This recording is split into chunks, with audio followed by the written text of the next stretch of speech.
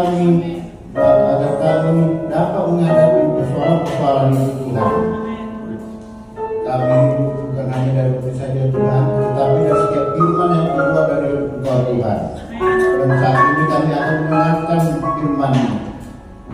Biarlah firman-Mu ini menjadi rema bagi kehidupan kami. Dalam nama Yesus Kristus kami berdoa mengucapkan amin.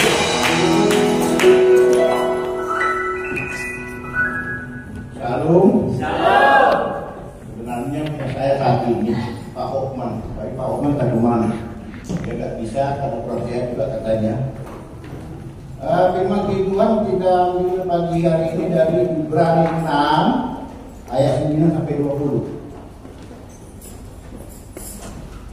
Ibrani 6 ayat 9 sampai 20.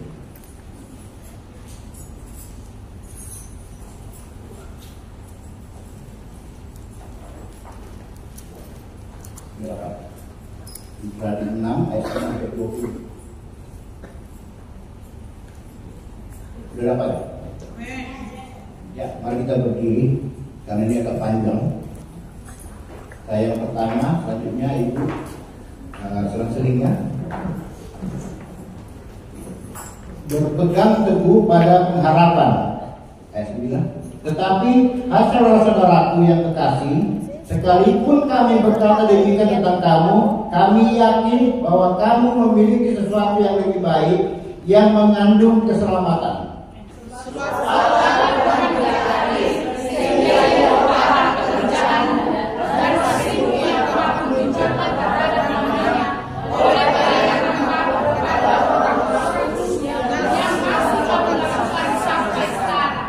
Tetapi kami ingin supaya kamu masing-masing menunjukkan kesungguhan yang sama untuk menjadikan pengharapanmu suatu milik yang pasti sampai pada akhirnya.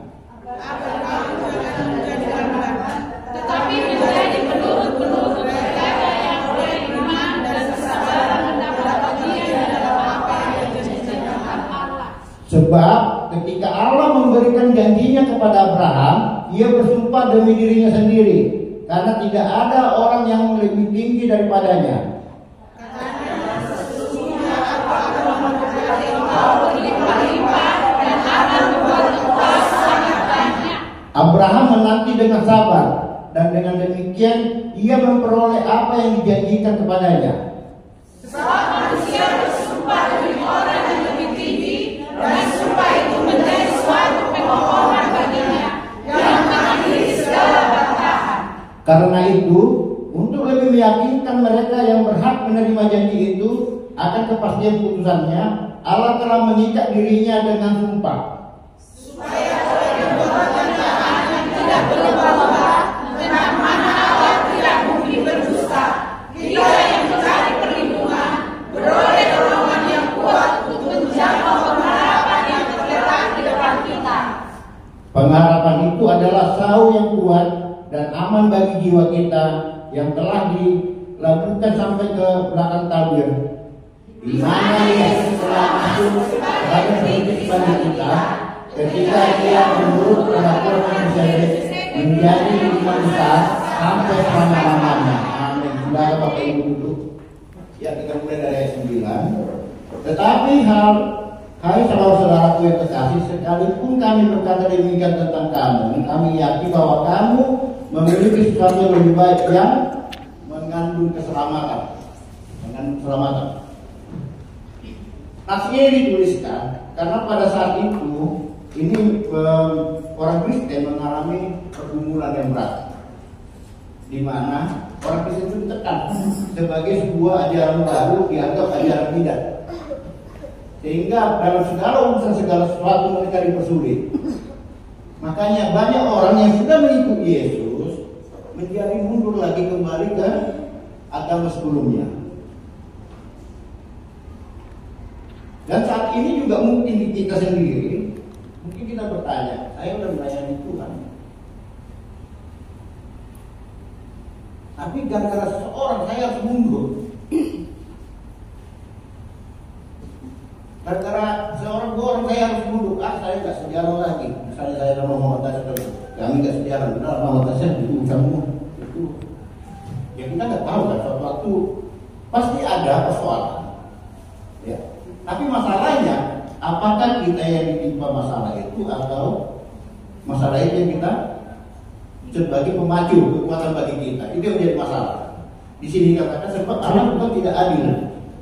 Pertanyaan sekarang, kenapa kita melayani Tuhan? Di sini dikatakan sebab Allah bukan tidak adil sehingga Dia lupa akan pekerjaanmu dan kasihmu yang kamu bukan terhadap namanya. Kita melayani karena apa?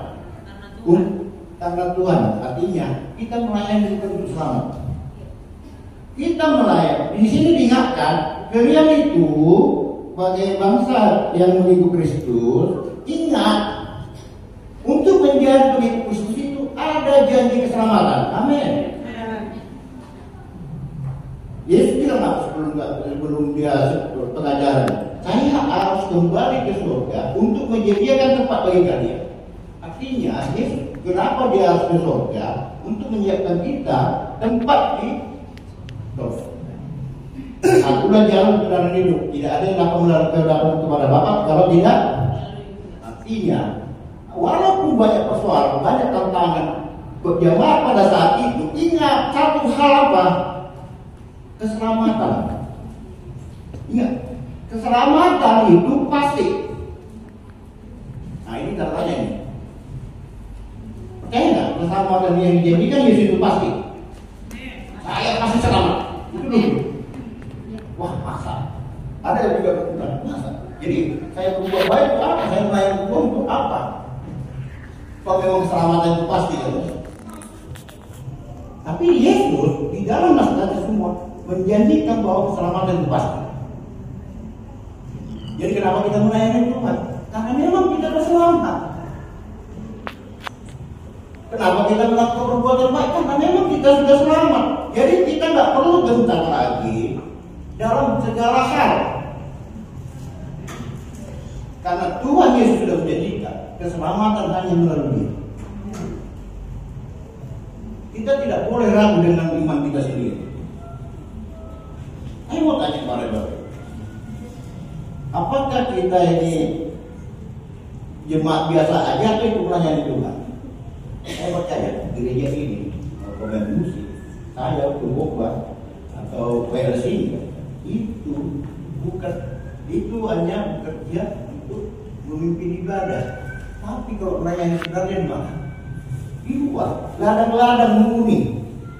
Bekerja sedikit, ladang-ladang menguning. Di sini nggak menguning ladang. Yang menguning itu di mana? Di luar. Ladang-ladang sudah menguning, bekerja sedikit. Kita tahu bahwa kita berselamat. Kenapa? Masihkah kita ragu untuk melayani Tuhan? Jangan-jangan ada itu anak kita ini, saya yakin sini nggak ada ya. Wah, jadi karena menikah pilihannya harus menyeberang. Seperti kami juga ya, ada perkumpulan jemaat kakak karena suaminya masuk Muslim, kita layani dan setelah kembali, itu memang tugas kita. Karena memang tujuan kita kembalikan dia untuk percaya kepada Kristus. Ya masalahnya nggak di sini lagi itu dari cerita. Intinya tugas kita lakukan. Karena memang apa? Kita melayani bukan untuk selamat. Karena memang kita melayani karena sudah selamat. Kita harus pegang itu. Jangan ragu untuk melayani. Wah, saya melayani capek-capek. Habis dana, maaf ya, pasti habis dana ya. Apalagi saya bisa di komsel, habis waktu. Kasih persembahan. Belum lagi menghadapi orang yang kayak gitu. Berarti ada masalah kan? Coba lagi ada masalah. Yang ibadah rugi. Kalau yang ibadah semua senang, oh puji Tuhan gitu. Pasti enak. Ini nggak ada yang merugi. Rupanya ada persoalan. Nah, jangan-jangan saya salah ngomong. Saya kalau bicara bisa jadi bukan? Nggak selamanya saya benar. Tetapi satu hal, saya melakukannya karena saya sudah selamat. Dan keselamatan itu pasti. Amin. Jangan ragu. Oh Pak, Jadi gimana? Masa semua pasti selamat? Iya. Kecuali begini, saya nggak suka dengan satu orang di sini. Udahlah Tuhan, saya mundur, saya nggak akan melayani lagi. Karena itu keselamatan itu pasti tadi menjadi hilang. Yang buat hilang siapa? Kita atau Tuhan? Sendiri. Karena kita nggak mau melepaskan keselamatan yang kita pegang. Jangan pernah melepaskan keselamatan yang sudah kita raih. Yakin di dalam Kristus saya masuk kerajaan surga. Karena begitu besar kasih Allah akan dunia ini, tidak akan ada yang binasa. Jadi bukan katanya karena kamu kaya, makanya kamu diberkati, kamu masuk surga. Karena di zaman Ibrani saat itu begini, banyak masalah yang dialami jemaat pada saat itu, dikecilkan, ditekan mungkin seperti saat ini dulu ya, sampai urus KTP juga mungkin dipersulit, karena ini dianggap ajaran bidat. Tetapi hanya satu yang menguatkan apa? Ingat bahwa kamu menjadi umat Kristus adalah karena keselamatan. Jadi keselamatan itu dipegang ya, jangan dilepas. Tadi saya bilang keselamatan pasti, tapi kok bisa nggak selamat? Sama seperti dari kemarin Bapak gagal contohnya. Dengan ini saya mengatakan dia selamat. Makanya kita juga setelah berpulang kepada rumah Bapak itu, wah Pak, mungkin ya ada yang meninggal. Pak, ini kayaknya orang selama hidup ini mabuk, keributan, mana mungkin selamat Pak? Ya, 1 detik orang percaya, 1 detik selamat. Sebelah kanan Yesus, 1 detik itu percaya dia selamat. Mungkin pada saat dia akhir hidupnya, Tuhan, dosa telah banyak, ampuni aku kasihannya ke Tuhan. Kita nggak tahu. Intinya tugas kita apa? Meyakinkan bahwa dia selamat. Karena keselamatan itu pasti. Jangan ragu. Saya pernah berdebat di Facebook juga itu.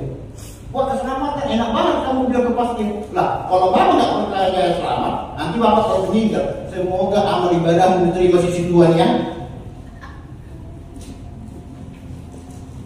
Ya itu kan contoh sederhana aja. Karena kita nggak ada di sini kan semoga amal ibadahmu diterima sisi Tuhan nanti kalau meninggal. Tapi kita percaya tempat kita saat ini surga. Dan kita saat ini melayani Tuhan. Saya kok dari sini bukan masalah.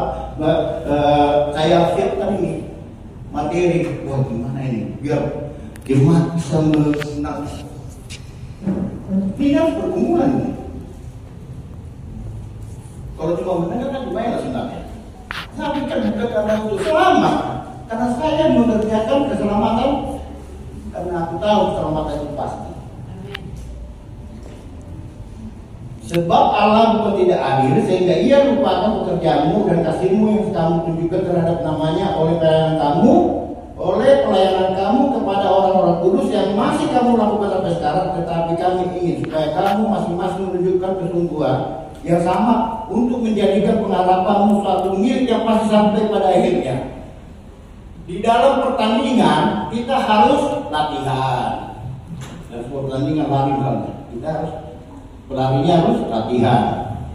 Udah latihan, dalam pertandingan juga dia harus ikut aturan permainan.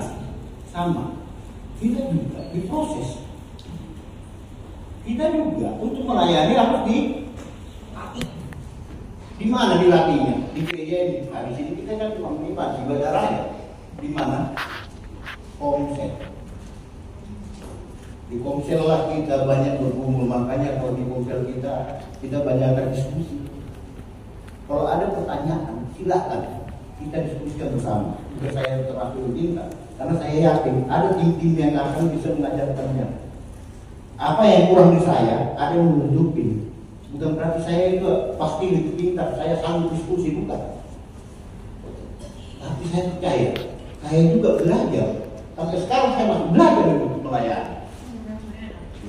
Saya masih melatih secara tubuh saya latih untuk melayani. Gak ada kata tamat. Wah, Padahal tak perlu lagi belajar kayaknya firman. Ya udah, pokoknya udah apa? Gampang deh firman itu, tidak ya? Karena setiap orang beda masalahnya. Dan setiap masalah kaum juga berbeda-beda. Dan kita juga harus melayani.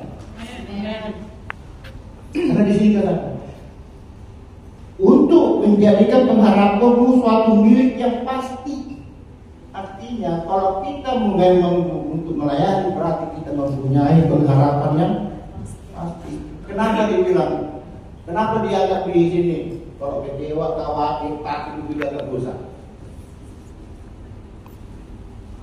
Takut. Makanya kita berdua kan, kalau khawatir, kenapa? Karena ini orang sudah mati. Kenapa? Karena dia mengandalkan dirinya, bukan mengandalkan Tuhan lagi.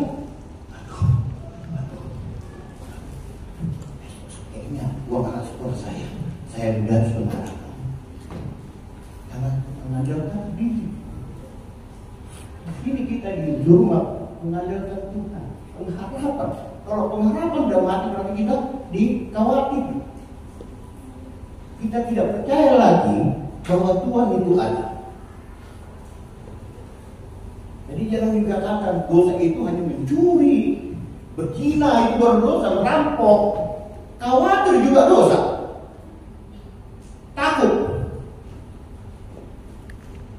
Siapa yang masuk khawatir di sini dengan hidupnya? Kenapa? Karena kita nggak percaya kuasa Tuhan. Kita mengandalkan diri manusia. Yesaya 2:22 apa katanya? Yesaya 2:22.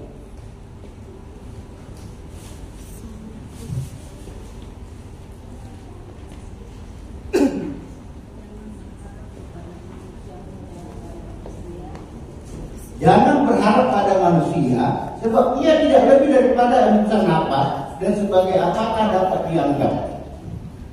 Jadi jangan pernah mengandalkan kekuatan manusia. Kalau saya nggak dibantu Bapak si A, ekonomi saya pasti jatuh. Kalau saya nggak dibantu si B, saya nggak bisa sekolah anak saya. Jangan pernah mengandalkan manusia, karena pengharapan kepada manusia itu sia-sia.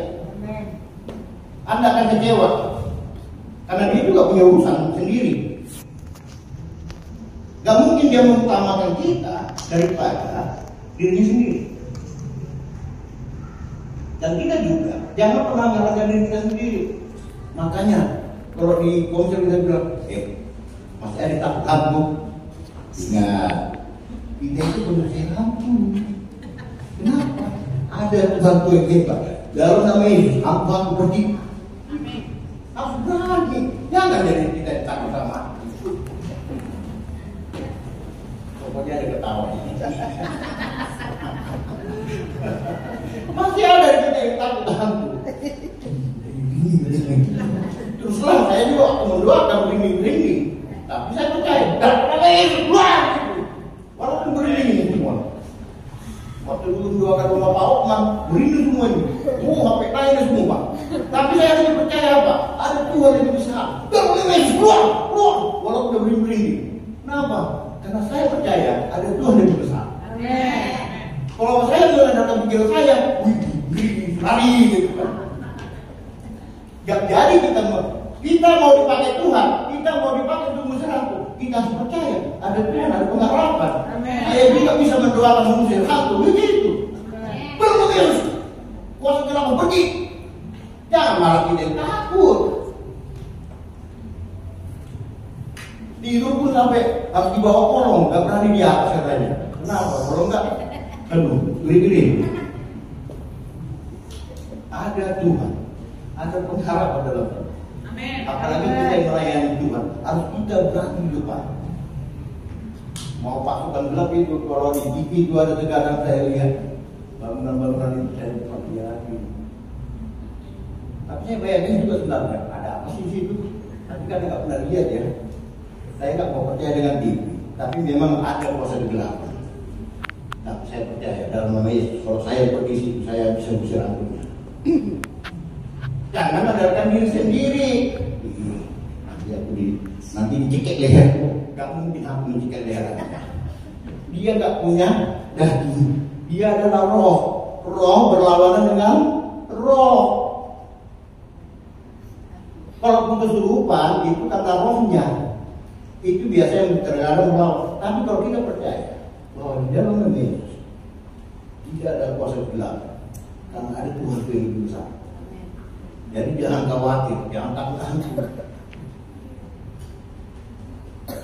Karena di sini kita harus diteguhkan, di sini sebenarnya berpegang teguh pada pengharapan, karena di dalam Tuhan pengharapan itu pasti, dan keselamatan itu pasti. Jadi kita jangan ragu untuk melayani Tuhan. Karena memang kita melayani Tuhan karena keselamatan itu pasti. Jangan ragu. Kecuali kita meninggalkan pelayanan, artinya keselamatan itu sudah lepas. Kalau kita yang lepas, karena keselamatan adalah karena iman. Karena iman. Jadi di Roma 12:12, bersukacitalah dalam pengharapan, sabarlah dalam kesabaran, dan bertekunlah dalam doa. Kita harus punya pengharapan. Bertekun dalam doa, tetap bersukacita. Tidak perlu biar masalah banyak, tapi sukacita pada Tuhan tidak akan hilang. Amin. Saya tidak akan mundur, walaupun kamal kalau usahakannya. Kalau ada cerita dongeng, ada orang tua tadi, Pak aja, nanti kau minta, kalau ini, kau minta mobil pasti dapat mobil, kau minta istana, kau minta, mungkin udah gue ingin mati deh. Karena saya kenapa? Karena memang kita diciptakan free will, bukan robot. Nama keadaan dan Hawa juga berdosa, karena mereka ingin lebih tinggi dari kuasa Allah. Kadang kita terkadang umur kita berapa? 70, 80 tahun. Tapi kita lebih memilih 80 tahun ini daripada kehidupan tetap yang selama-lamanya berapa tahun, tiba-tiba tahun, daripada yang puluhan tahun. Kita saya iman hari ini mengingatkan kita kalau kita harus berdoa. Amin. Dan keselamatan itu pasti. Jangan ragu. Jadi kalau mau melayani, mari melayani Tuhan. Kalau kita masuk dalam dosa, ya minta pengampunan. Kasihan ya, kasihan.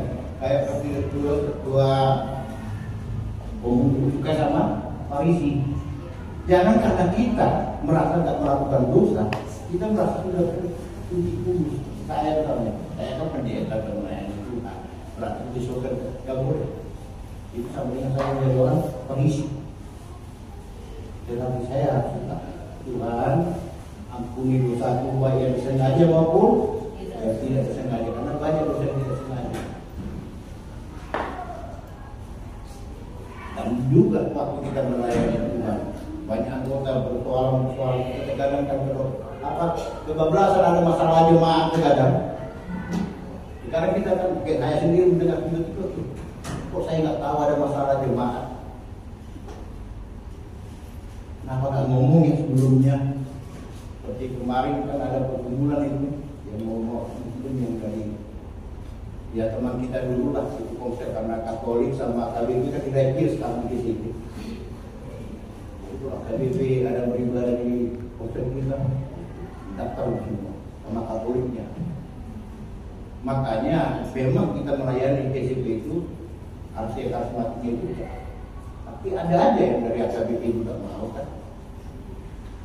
Tapi saya sampai mau saya bahwa di dalam iman masih ada pengharapan. Amin. Jemaat, anggota komsel pasti akan bertambah. Amin. Karena komsel itu yang betul siapa? Tidak serahkan kepada Tuhan. Bukan karena kekuatan saya, tidak karena nama saya ke semua anggota, tapi itu karena Tuhan. Amin. Intinya siapapun yang datang, mari kita layani. Agar kamu jangan menjadi lama, tapi menjadi penurut mereka yang oleh iman dan kesabaran mendapat bagian dalam apa yang dijanjikan Allah. Sebab ketika Allah memberikan janjinya kepada Abraham, janji kepada Abraham. Apa janjinya kepada Abraham? Kejadian 22 ayat 18.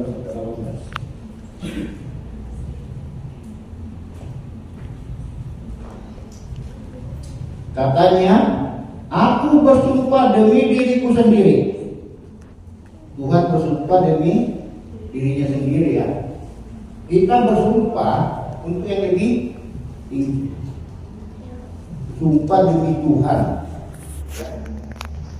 Kita bersumpah biasanya untuk demi nama Tuhan. Tapi Tuhan bersumpah untuk dirinya sendiri. Karena nggak ada lagi di atasnya Tuhan. Katanya, aku bersumpah demi diriku sendiri. Demikianlah firman Tuhan. Karena engkau telah berbuat demikian dan engkau tidak segan-segan untuk menyerahkan anakmu yang tunggal kepadaku, maka aku akan memberkati engkau berlimpah-limpah dan membuat keturunanmu sangat banyak seperti di langit dan seperti pasir di tepi laut, dan keturunanmu itu akan menduduki kota-kota musuhnya. Jangan kita seperti orang Israel di padang gurun, keluar dari tanah Mesir karena tegar tengkuk, tidak sampai menikmati tanah perjanjian, hanya di padang gurun. Saya percaya kita juga di sini tidak ada yang hanya di padang gurun ya. Saya percaya kalau kita ingin kita kuat dan kita percaya kita hidup bersama ya Tuhan, kita juga harus percaya bahwa saya pasti selamat. Tapi saya itu lalunya Tuhan. Jangan kita udah capek di padang gurun nggak sampai ke tanah perjanjian. Mereka itu tidak menikmati hasil. Hanya capeknya, udah miskin, masuk neraka lagi kan ngeri. Kalau orang kaya kita di dunia, masuk neraka masih mending ya. Ini udah miskin, masuk neraka lagi. Hanya karena kita tak percaya kita selamat. Makanya kalau memang kita selamat, janganlah di luar. Udahlah Pak, saya cukup kemahnya aja. Ya konsep saya ikutan. Tapi di sini katakan kita dalam pengharapan keselamatan itu pasti. Mari kita melayani Tuhan. Amin. Jangan kita hanya dicakirnya saja, tapi kita sampai ke tanah perjanjian ini. Pengharapan itu adalah saul yang kuat dan aman bagi jiwa kita yang telah dilakukan sampai ke dan tabir. Saul yang kuat, pengharapan itu adalah saul yang kuat. Di mana di kapal di laut dengan jangkar, dia walaupun banyak badai, banyak persoalan, banyak apa, dia tetap kuat. Dan kita, saya percaya dengan keyakinan kita dan keselamatan tadi paling utama, kita menjadi tidak boleh, kita nggak goyang dari rumah kita, anak kita juga. Makanya anak-anak itu diberangkatkan ke sekolah minggu. Karena anak-anak ini juga perlu diajarin. Makanya itu tugas kita sebagai kita yang berselamat mengajarkan sekolah minggu juga. Aja sini yang kami bagi Tuhan untuk melayani anak sekolah minggu. Belajar mencintai anak-anak juga. Karena memang itu juga. Karena memang dari anak kecil nanti udah hidup tetap dibimbing seperti orang tua. Karena banyak ini gara-gara cinta jadi dia berang. Karena mau nikah dia berang. Kenapa terjadi? Karena kita tidak memegang keselamatan itu pasti. Bahwa kita adalah orang-orang yang dipanggil untuk melayani Tuhan. Makanya anak-anak saya juga bangga ya ngomong ketika saya udah mulai melayani. Kalau masih di sini ya, dia udah melayani Tuhan. Kita yang tua gimana? Mana? Keselamatan pasti, ingat tuh. Semangat melayani. Gak apa-apa. Kalau kita tahu ada orang bermasalah, udah kita bawa ke konsel. Udah, gini aja. Kalau kau nanti bakal kau pusing, dulu kau melayani, bisa ke orang corona kita. Udah kita ikut konsel aja, cuma gitu aja sudah. Ayo kita konsel. Dan kita bersuka cita, nyanyi, ujian. Mana tahu nanti terbongkarkan itu kelukesanmu, permasalahan. Mungkin ya tetangga kita, gak mungkin ya kita punya tetangga semua, gak mungkin semuanya pada senang. Mungkin kita punya saudara, gak semua pada senang. Kalau memang ada kita temuin yang lagi bermasalah, lagi depresi, kita aja deh kemudian. Gak perlu kita pupuk bayinya. Wah, ini nanti saya nggak sanggup pupuk bayi, saya nggak bisa. Gak perlu. Karena memang karunia itu dibagikan kepada setiap orang. Mungkin karunia saya untuk memberikan, ada karunia untuk menyembuhkan, ada karunia untuk bernubuat, ada karunia untuk mengajarkan firman Tuhan. Nanti biar konsen itu yang membimbing.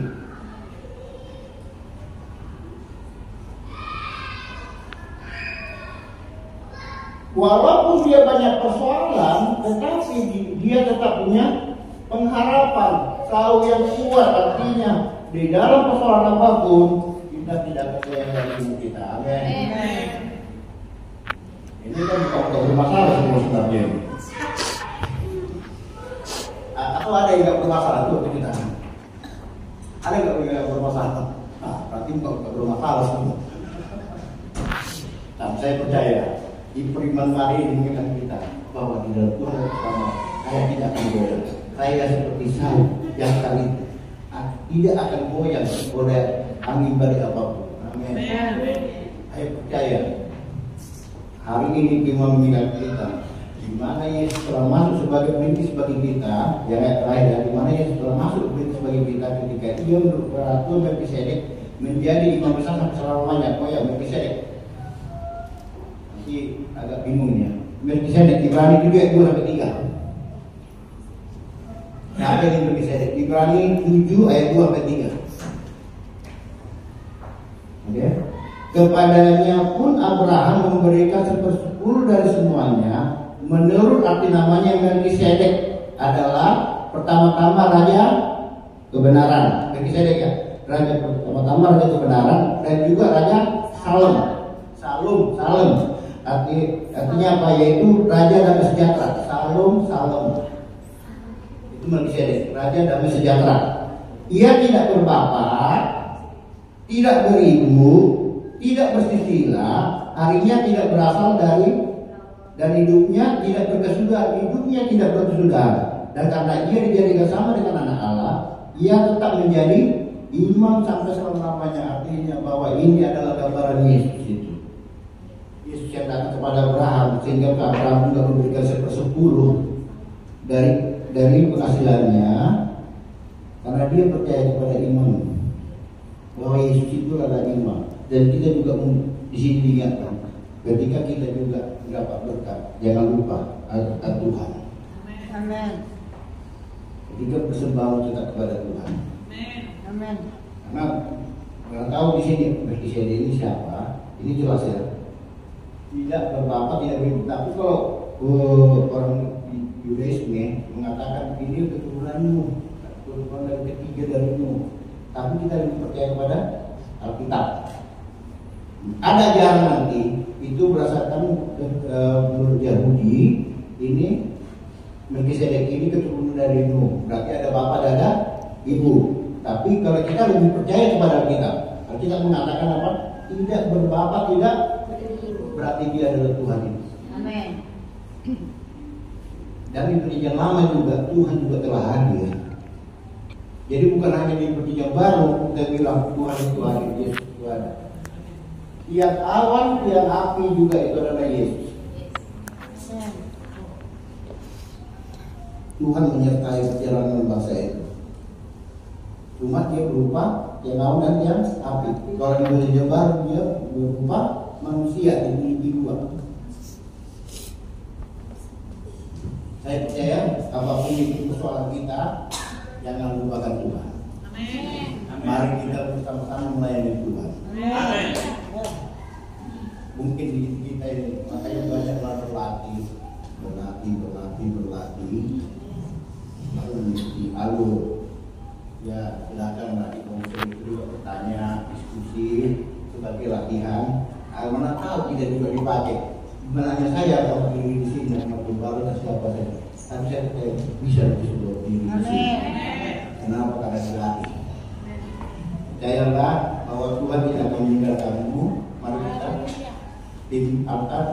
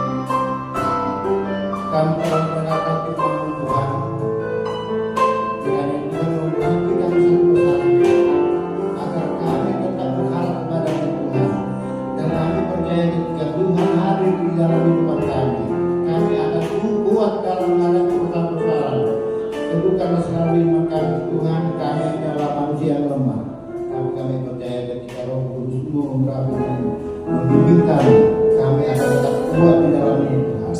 Kami percaya bahwa keselamatan yang kau janjikan adalah pasti. Dan kami percaya semua jemaatmu yang saat ini yang mendengar firman-Mu percaya bahwa kami adalah orang-orang yang diselamatkan. Dalam nama Yesus Kristus kami berdoa dan mengucap syukur. Amin. Kami kasih kehidupanku.